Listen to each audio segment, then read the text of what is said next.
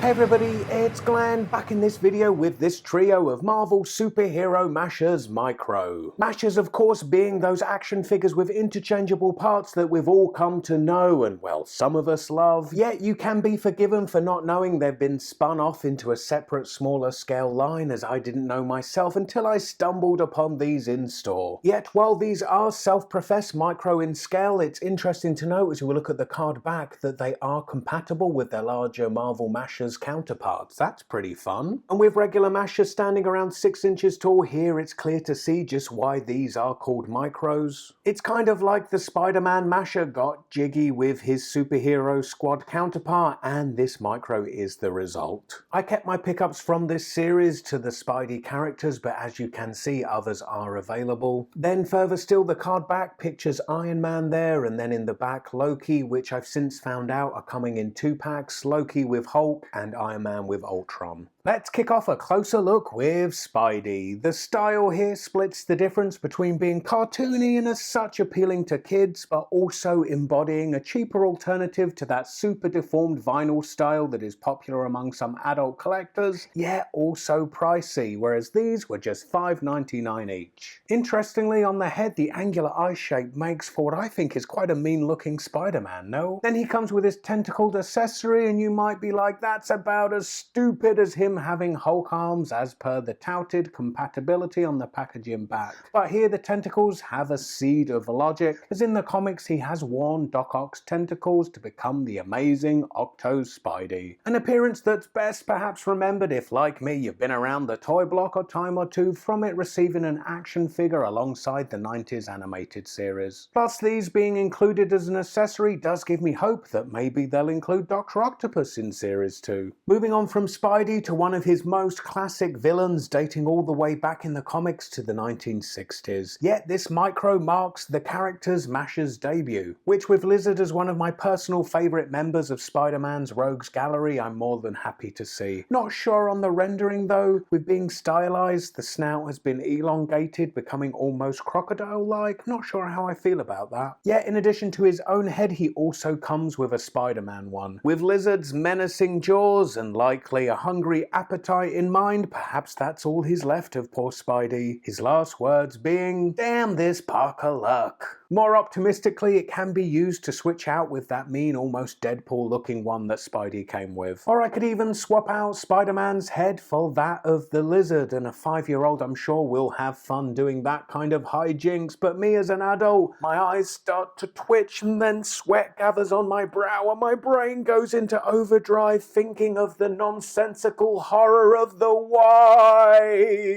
Then suddenly I remember Spectacular Spider-Man from March of 1980, and suddenly everything's okay in the world again.